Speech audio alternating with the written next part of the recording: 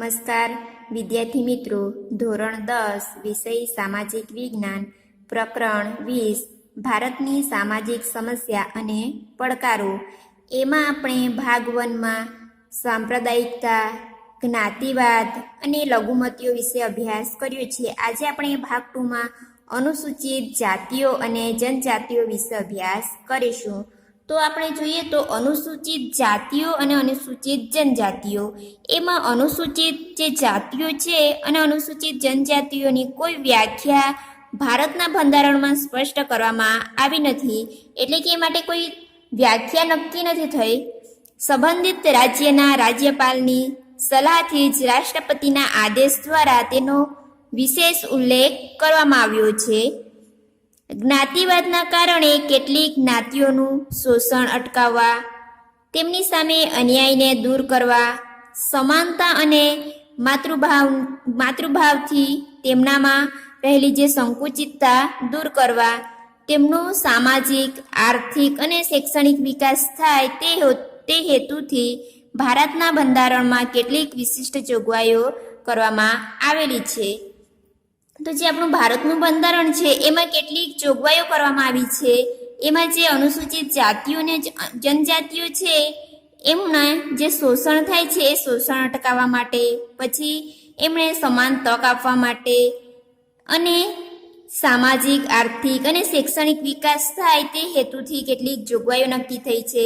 એમાં જોઈએ તો જે બંધારણની કલમ 341માં જણાવ્યા પ્રમાણે અનુસૂચિત માં સમાવિષ્ટ જ્ઞાતિને અનુસૂચિત જાતિઓ તરીકે ઓળખવામાં આવે છે.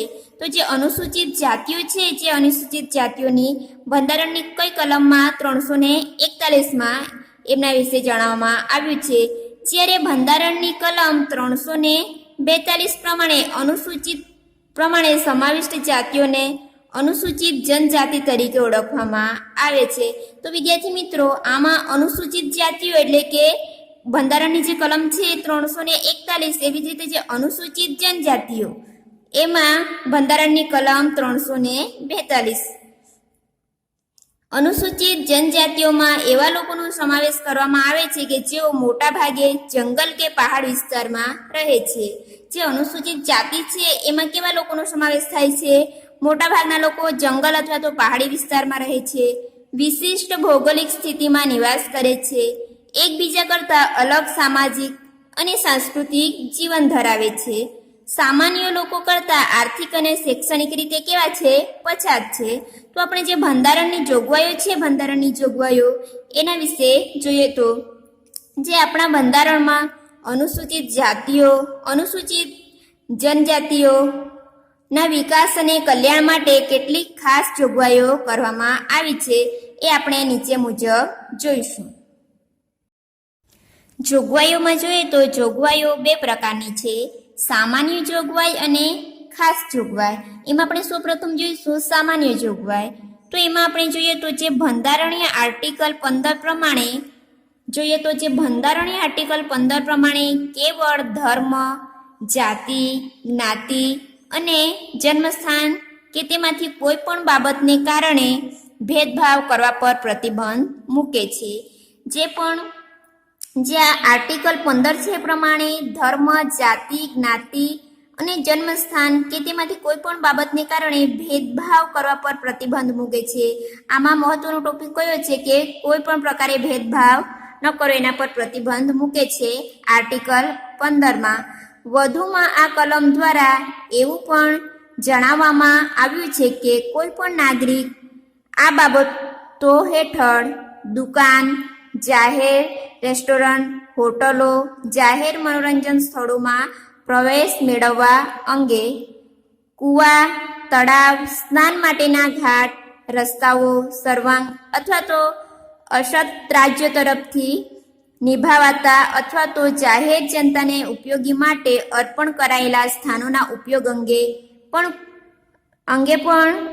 કોઈ પણ નાગરિક પર કોઈ પણ પ્રકારની ગેરલાયક જવાબદારી, નિયંત્રણ અથવા તો શરતો લાદી શકશે નહીં. જે આપણે આ જોયું એ આર્ટિકલ 15 પ્રમાણે. હવે આપણે એમાં જ સામાન્ય જોગવાઈઓમાં જોઈએ તો જે આર્ટિકલ 29 પ્રમાણે એમાં જોઈએ તો ભારતના પ્રદેશમાં અથવા તો તેના કોઈ પણ ભાગમાં વસતા કોઈ પણ નાગરિકો જો કોઈ વિશિષ્ટ ભાષા, લિપિ કે પોતાની કહી શકાય તેવી સંસ્કૃતિ ધરાવતા હશે તો તેને સાચવવાનો તેમને અધિકાર રહેશે. જે પોતાની સંસ્કૃતિ છે એમને સાચવવાનો અધિકાર જે આર્ટિકલ 29માં મળે છે. એવી રીતે કેવળ ધર્મ, જ્ઞાતિ, ભાષા કે તેમના કોઈ પણના આધારે રાજ્ય તરફથી નિભાવાતી અથવા તો નાણાકીય સહાયથી ચાલતી શિક્ષણની કોઈ પણ સંસ્થાઓમાં કોઈ પણ નાગરિકને પ્રવેશ મેળવતા અટકાવી શકાશે નહીં. જે આર્ટિકલ 29માં જોગવાઈઓ છે આપણે જોઈ. હવે આપણે જોઈએ તો જે ખાસ જોગવાઈ, એ ખાસ જોગવાઈઓમાં જોઈએ તો રાજનીતિના માર્ગદર્શક સિદ્ધાંતોની કલમ 46 અનુસાર જે રાજ્યની પ્રજાના પછાત વિભાગો અને ખાસ કરીને અનુસૂચિત જાતિ અને અનુસૂચિત જનજાતિના કેળવણી વિષયક અને આર્થિક લાભો જળવાય તે માટે રાજ્ય ખાસ કાળજી લેશે. સામાજિક અન્યાય અને કોઈ પણ પ્રકારના શોષણ સામે તેમનું રક્ષણ કરશે. આર્ટિકલ 16 પ્રમાણે રાજ્ય હસ્તકની જે નોકરીઓમાં અમુક વર્ગનું પ્રતિનિધિત્વ જળવાયું નથી એમ રાજ્યને લાગે તો તેમના માટે જગ્યાઓ અથવા તો નિમણૂક અનામત રાખવાની જોગવાઈ કરવાનો રાજ્યને અધિકાર રહે છે. એના પછી જોઈએ આર્ટિકલ 330, 332, 334 પ્રમાણે અનુસૂચિત જાતિ અને અનુસૂચિત જનજાતિના લોકો માટે રાજ્યની વિધાનસભા તેમજ કેન્દ્રની લોકસભામાં તેમના માટે કેટલીક બેઠકો અનામત રાખવામાં આવે છે. તો જે આ અનુસૂચિત જનજાતિ અને અનુસૂચિત જાતિના જે પછાત વર્ગના લોકો છે એમના માટે જે વિધાનસભા અને લોકસભામાં પણ કેટલીક જગ્યાઓ અનામત રાખવામાં આવે છે, પરંતુ જે કેન્દ્રમાં રાજ્યસભામાં કોઈ પણ બેઠક અનામત રાખવામાં આવતી નથી. આગળ જોઈએ તો જે ગ્રામ પંચાયત, નગરપાલિકામાં પણ અનુસૂચિત જાતિ અને અનુસૂચિત જનજાતિઓ માટે કેટલીક બેઠકો અનામત રાખવામાં આવે છે. આ રીતે આ ઉપરાંત જુદી જુદી પંચવર્ષીય યોજના હેઠળ છાત્રાલયોની રચના કરવી, શિષ્યવૃત્તિ યોજના અને જે વિવિધ પ્રતિયોગિતા કસોટી માટે તાલીમ અને માર્ગદર્શન વર્ગો શરૂ કરાવ્યા છે. શૈક્ષણિક વિકાસ અર્થે આશ્રમ શાળાઓ શરૂ કરવામાં આવી છે. સરકારી નોકરીઓમાં આ જાતિના ઉમેદવારો માટે ઉંમર, ફી, લાયકાતના લઘુ ધોરણમાં કેટલીક છૂટછાટ આપવામાં આવી છે. આમ ડૉક્ટર બાબા સાહેબ આંબેડકર સંસ્થા દ્વારા ડૉક્ટર આંબેડકર રાષ્ટ્રીય પુરસ્કાર એવા વ્યક્તિ સંસ્થાને આપવામાં આવે છે જે નબળા વર્ગોને સામાજિક સમજ, ઉદ્ધાર, પરિવર્તન અને ક્ષમતા, ન્યાય અને માનવ ગરિમા માટે કાર્ય કરતા હોય છે. તો આપણે અનુસૂચિત જાતિ, અનુસૂચિત જનજાતિના કલ્યાણ અને વિકાસ અર્થે રાજ્યના અલગ અલગ વિભાગમાં અને કેન્દ્રના વિશિષ્ટ અધિકારી નિમણૂક કરવામાં આવી છે. જ્યાં પછાત વર્ગો છે એમનો વિકાસ થાય, કલ્યાણ થાય એ માટે રાજ્ય અને કેન્દ્રમાં અલગ અલગ અધિકારીઓની નિમણૂક કરવામાં આવી છે. આ ઉપરાંત જે રાષ્ટ્રીય કક્ષાએ આ જાતિઓ માટે જે રાષ્ટ્રીય આયોગની સ્થાપના કરવામાં આવી છે, તે ઉપરાંત પણ હજુ રાષ્ટ્રીય કક્ષાએ શેની સ્થાપના કરવામાં આવી છે? રાષ્ટ્રીય આયોગની. તેમજ રાજ્યને કેન્દ્ર સરકાર દ્વારા આ જાતિઓના સામાજિક, શૈક્ષણિક અને આર્થિક વિકાસ માટે વિવિધ પ્રકારની યોજનાઓ શરૂ કરવામાં આવી છે. તો આપણે જે બંધારણમાં કેટલીક જોગવાઈઓ છે એમાં સામાન્ય જોગવાઈ અને ખાસ જોગવાઈ, એમાં જે આપણા આર્ટિકલ પ્રમાણે કયા કયા જોગવાઈઓ કરવામાં આવી છે, કઈ કઈ, એના વિશે જોયું. હવે આપણે ફક્ત અનુસૂચિત જાતિઓ માટેની જોગવાઈ જોવાના છું. જે બે જાતિઓ છે અનુસૂચિત જનજાતિ અને અનુસૂચિત જાતિ, એમાં આજે આપણે ફક્ત અનુસૂચિત જાતિઓ વિશેની જોગવાઈઓમાં જોઈએ તો પ્રથમ, બંધારણની કલમ 17 અન્વયે અસ્પૃશ્યતા નાબૂદ કરવામાં આવી છે. જે બંધારણની 17મી કલમ છે એ 17મી કલમ પ્રમાણે જે અસ્પૃશ્યતા છે એ નાબૂદ કરવામાં આવી છે. અસ્પૃશ્યતા સંદર્ભે કોઈ પણ સ્વરૂપે કરાતું આચરણ અમાન્ય છે. અસ્પૃશ્યતામાંથી ફલિત થતી કોઈ પણ ગેરલાયકાતનો અમલ કરવો અને કાયદાની રૂએ શિક્ષાપાત્ર ગુનો બને છે. હવે આપણે આગળ જોઈએ તો આર્ટિકલ 25 પ્રમાણે રાજ્યના સામાજિક કલ્યાણ અને સુધારણા માટે જાહેર ગણી શકાય તેવી હિન્દુ ધાર્મિક સંસ્થાઓ અને હિન્દુઓના તમામ વર્ગો અને વિભાગો માટે સાર્વત્રિક પ્રવેશ માટે સમાન કાયદો કરવાનો અગર તે અંગેનો અમલમાં હોય તેવો કોઈ કાયદો ચાલુ રાખવાનો અધિકાર છે. આમાં હિન્દુઓના ઉલ્લેખમાં શીખ, જૈન જે ધર્મ પાળનારાઓ અને હિન્દુ ધાર્મિક સંસ્થાઓના ઉલ્લેખમાં શીખ, બૌદ્ધ, જૈન એ ધાર્મિક સંસ્થાઓનો પણ ઉલ્લેખ કરી શકાય છે. તો આપણે ફક્ત અનુસૂચિત જાતિઓની જોગવાઈ જોઈએ. હવે આપણે જોઈશું કે જે ફક્ત અનુસૂચિત જનજાતિઓ માટેની કેટલીક જોગવાઈઓ, એમાં જોઈએ તો જે આર્ટિકલ 19 થી રાજ્યોના રાજ્યપાલોને અનુસૂચિત જનજાતિઓના હિતમાં સર્વ નાગરિકોના ગમે તે પ્રદેશમાં આવજાવ કરવાની અને કોઈ પણ વેપાર ધંધો કરવાની સામાન્ય હકો પર નિયંત્રણ મૂકવાની સત્તા મળે છે. જે આર્ટિકલ 19 છે એ પ્રમાણે જે અનુસૂચિત જનજાતિના લોકો છે એ દરેક નાગરિકને ગમે તે પ્રદેશમાં આવવા જવા માટે અને કોઈ પણ પ્રદેશમાં વેપાર ધંધો શરૂ કરવા માટેનો અધિકાર આપવામાં આવ્યો છે. તેમાંથી અનુસૂચિત જનજાતિના વિસ્તારમાં જમીનની ફેરબદલી, નાણાં ધીરધાર તથા અન્ય પ્રકારે અનુસૂચિત જનજાતિઓના થતા શોષણને અટકાવવા અને તેનાથી તેમનું રક્ષણ કરવા ખાસ કાયદો કરવાનો અધિકાર છે. જે અનુસૂચિત જનજાતિ છે એમનું જે શોષણ થાય છે તેમને અટકાવવા માટે અને તેમનું રક્ષણ કરવા માટે પણ કેટલાક કાયદાઓના અધિકારો આપવામાં આવ્યા છે. હવે આપણે જોઈશું કે નિષ્કર્ષ એમાં અનુસૂચિત જાતિ, અનુસૂચિત જનજાતિ અને પછાત વર્ગના વિકાસ માટે સરકાર દ્વારા જે વિવિધ પ્રકારની યોજનાઓ અને કાર્યક્રમો કરવામાં આવી રહ્યા છે, જેના કારણે તે લોકોની સ્થિતિમાં સુધારો થઈ રહ્યો છે. જેમના ઘણા લોકોને સામાજિક, આર્થિક અને રાજકીય ક્ષેત્રે આગળ વધવાની તક મળી છે. જે પછાત વર્ગો છે એ માટે સરકારે ઘણી બધી યોજનાઓ બહાર પાડી છે, ઘણા કાર્યક્રમો કર્યા છે. એના કારણે એ લોકોની પરિસ્થિતિ કેવી થતી જાય છે? સુધરતી જાય છે. એમનું જે સામાજિક, આર્થિક અને રાજકીય જે જીવન છે એમાં પણ સારો એવો વિકાસ થયો છે. તો વિદ્યાર્થી મિત્રો, હવે આપણે આગળ વધીએ તો જે આતંકવાદ એ કેવી સમસ્યા છે? એક વૈશ્વિક સમસ્યા છે. 21મી સદીમાં આતંકવાદ એ માનવ સમાજ માટે એક સમસ્યા બનેલી છે. વિશ્વના કેટલાક દેશો દ્વારા ફેલાવવામાં આવતો આતંકવાદ આજે વૈશ્વિક સમસ્યા બની છે. આતંકવાદ એ કેવી છે? વૈશ્વિક સમસ્યા છે. આતંકવાદ એ માનવ અધિકારોનો નાશ, વિનાશ, ભય, અરાજકતા, હિંસા, અશાંતિ વગેરે ઉત્પન્ન કરે છે. આમ તો આતંકવાદનો કોઈ ધર્મ કે સંપ્રદાય સાથે સંબંધ હોતો નથી. આતંકવાદના કારણે જે આપણને અધિકારો મળ્યા છે એ અધિકારોનું શું થાય છે? નાશ થાય છે. પછી વિનાશ, ભય ઊભો થાય છે લોકોમાં, અરાજકતા ઊભી થાય છે, હિંસાનો માહોલ બને છે, અશાંતિ જેવા પ્રસંગો, ઘટનાઓ બને છે. આમ આતંકવાદનો કોઈ પણ પ્રકારનો ધર્મ કે સંપ્રદાય સાથે સંબંધ હોતો નથી.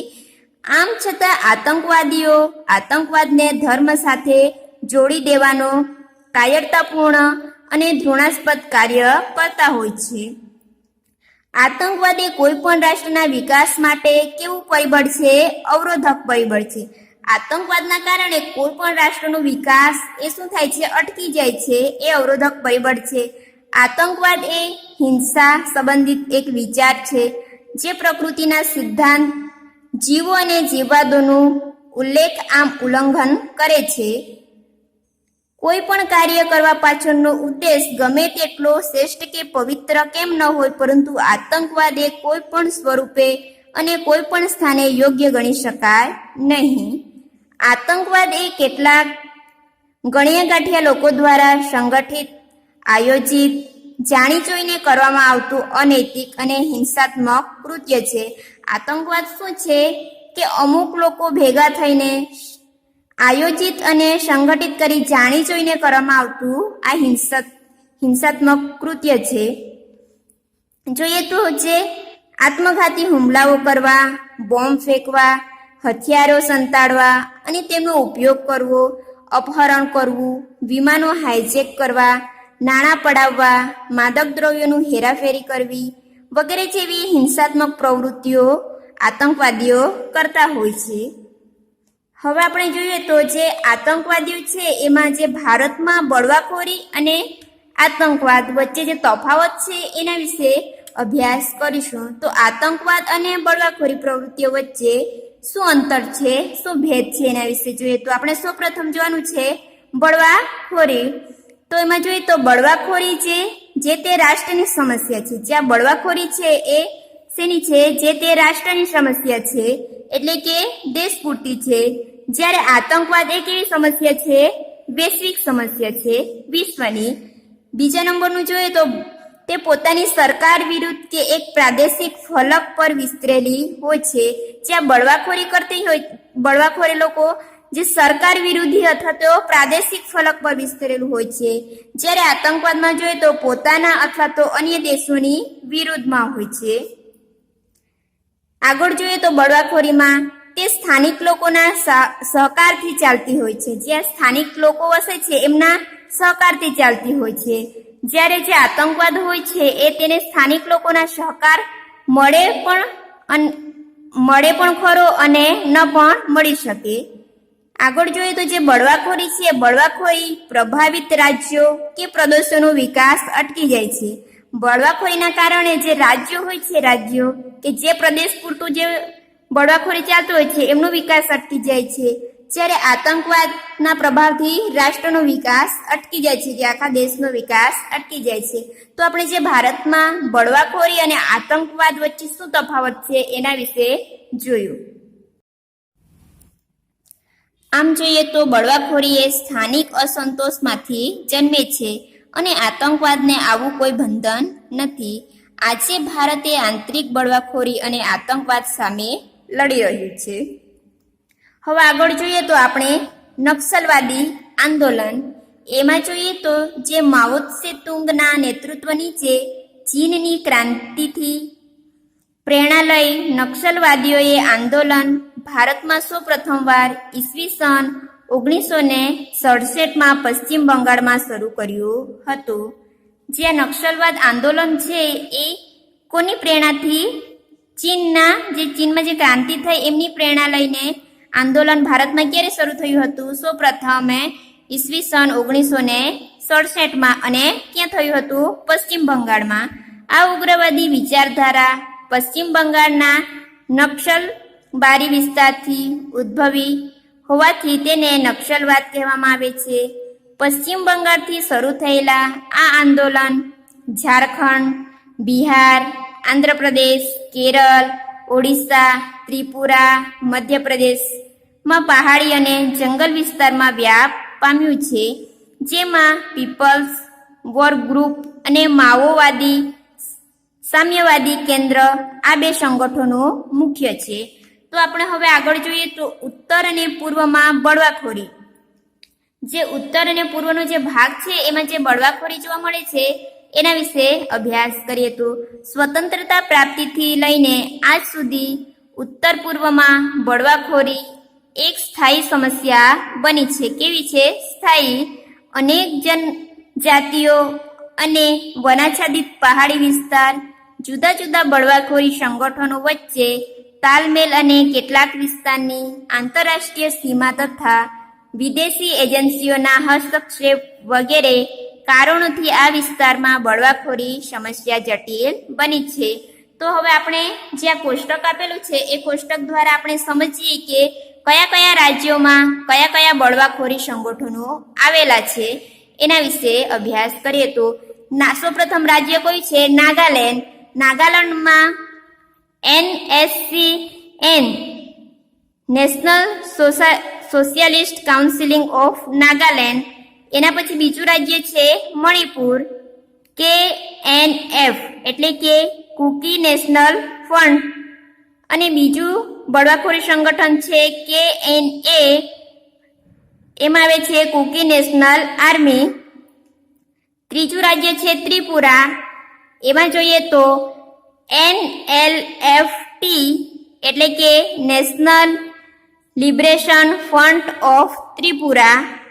એમાં જ ત્રિપુરામાં જ આપણે બીજું સંગઠન જોઈએ તો ATTF all Tripura tigers force. એમાં જ TUJS ત્રિપુરા ઉપનિષી જુપા સમિતિ.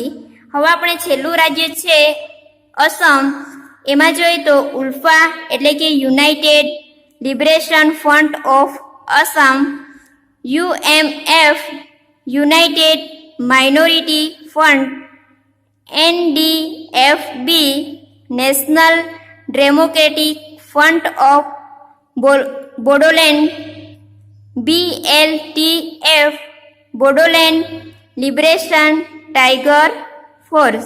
જે રાજ્યો પ્રમાણે જે બળવાખોરીના સંગઠનો છે એના વિશે આપણે જોયું. હવે જોઈએ તો જે આ બળવાખોરી છે એ બળવાખોરી સંગઠનો વચ્ચે અલગ રાજ્યની માંગણીઓ, પોતાના રાજકીય આર્થિક હિતો સ્થાપિત કરવા કે ગેરકાયદેસર વસવાટ વગેરેના પ્રશ્નોથી સંઘર્ષ થાય છે અને તેના કારણે જ આર્થિક, સામાજિક, વહીવટી અને રાજકીય વ્યવસ્થાને શું થાય છે, હાનિ પહોંચાડવામાં આવે છે.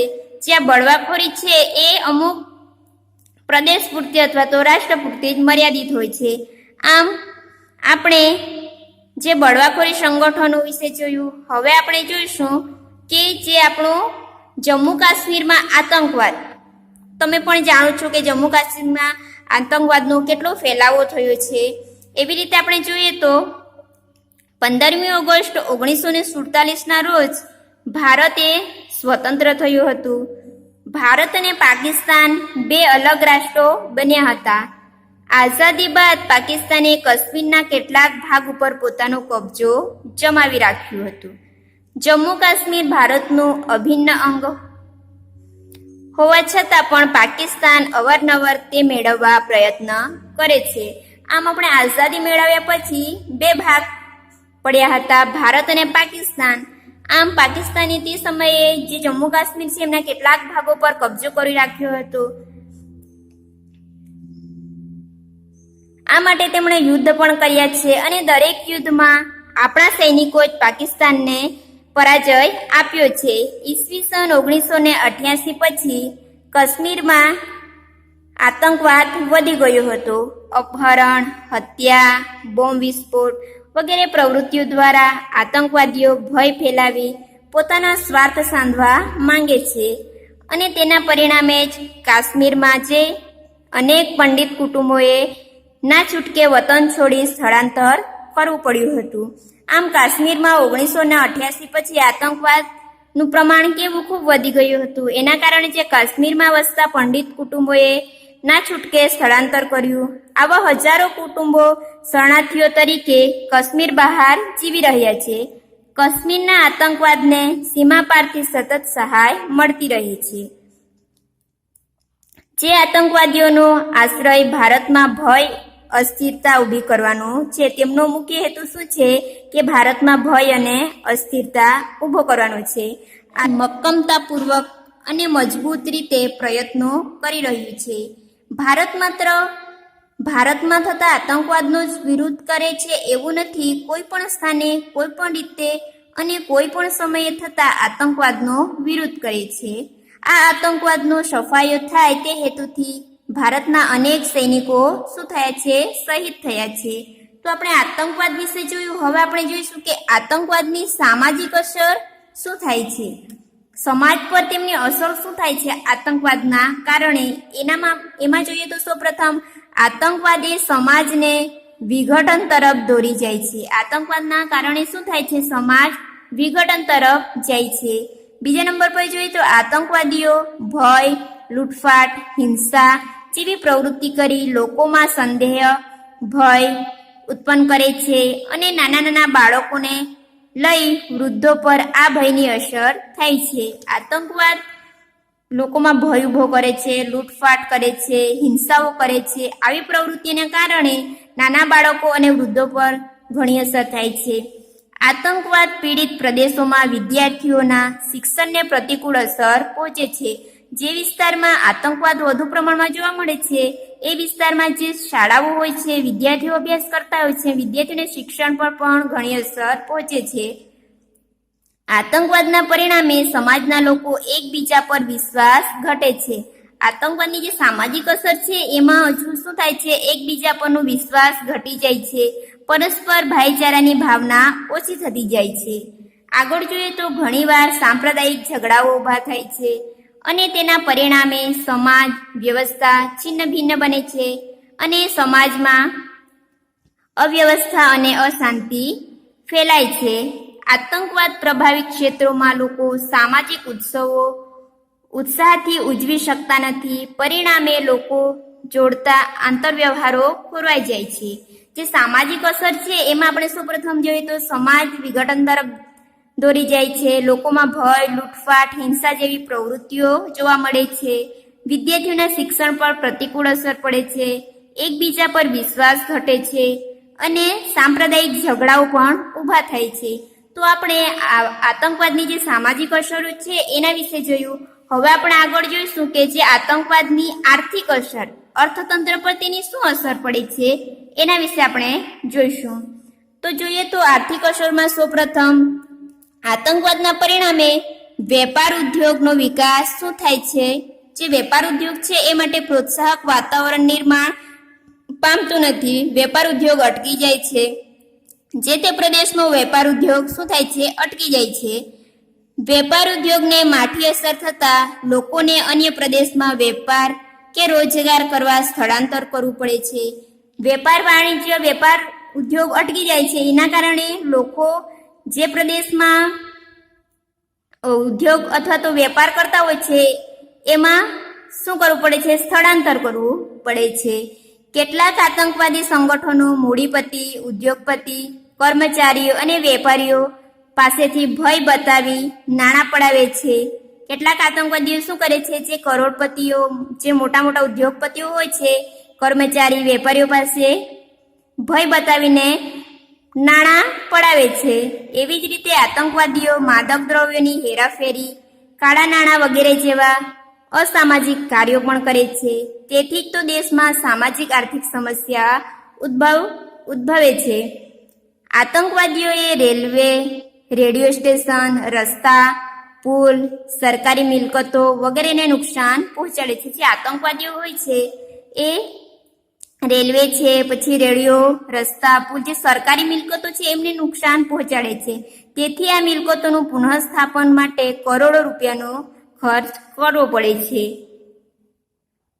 સરકારને સલામતી અને સુરક્ષા માટે કરોડો રૂપિયા ખર્ચવા પડે છે. તેથી જ સમાજ ઉપયોગી વિકાસ કાર્યો ઓછા થાય છે. આમ અનેક પ્રકારના નુકસાનો થાય છે. એના કારણે જે એમના વિકાસ માટે જે પણ નાણાં ફાળવેલા હોય છે એમણે જે પણ નુકસાન થયું છે એમને સમારકામ કરવા માટે ખર્ચે છે. એના કારણે જે સમાજ ઉપયોગી વિકાસ શું થાય છે, અટકી જાય છે. આતંકવાદના પરિણામે રાજ્યના અને રાષ્ટ્રના પરિવહન ઉદ્યોગ અને પર્યટન ઉદ્યોગને આર્થિક નુકસાન સહન કરવું પડે છે. જે આતંકવાદના પરિણામે જે રાજ્ય અને રાષ્ટ્રનું જે પરિવહન ઉદ્યોગ, પર્યટન ઉદ્યોગને શું થાય છે, આર્થિક નુકસાન થાય છે. આમ આતંકવાદ એ સામાજિક, આર્થિક રીતે નુકસાનકારક છે. આમ આપણે જે આતંકવાદ છે એમની જે આર્થિક અસરો છે એમાં સૌપ્રથમ જોઈએ તો વેપાર ઉદ્યોગનો વિકાસ શું થાય છે, અટકી જાય છે અને લોકોને વેપાર અને રોજગાર કરવા સ્થળાંતર કરવું પડે છે. લોકોમાં ભય બતાવી જે મોટા મોટા કર્મચારી, ઉદ્યોગપતિઓ પાસે શું કરે છે, નાણાં પડાવી લે છે. જે માદક દ્રવ્યોની હેરાફેરીઓ કરે છે. પછી જે સરકારી મિલકતો છે એમને શું કરે છે, નુકસાન પહોંચાડવામાં આવે છે. આમ સમાજ ઉપયોગી વિકાસ અટકી જાય છે. ત્યારબાદ જોઈએ તો રાષ્ટ્રના જે પરિવહન, પર્યટન ઉદ્યોગો છે એમને પણ સારું એવું નુકસાન થાય છે. તો આમ આતંકવાદ એ સામાજિક, આર્થિક નુકસાનકારક છે. તેથી જ આ સમસ્યાનું નિરાકરણ લાવવું આવશ્યક છે. તો વિદ્યાર્થી મિત્રો, આજે આપણે ભારતમાં સામાજિક સમસ્યા અને પડકારોના ભાગ 2માં આપણે જે છેલ્લો ટોપિક છે આતંકવાદ, એના વિશે અભ્યાસ કર્યો.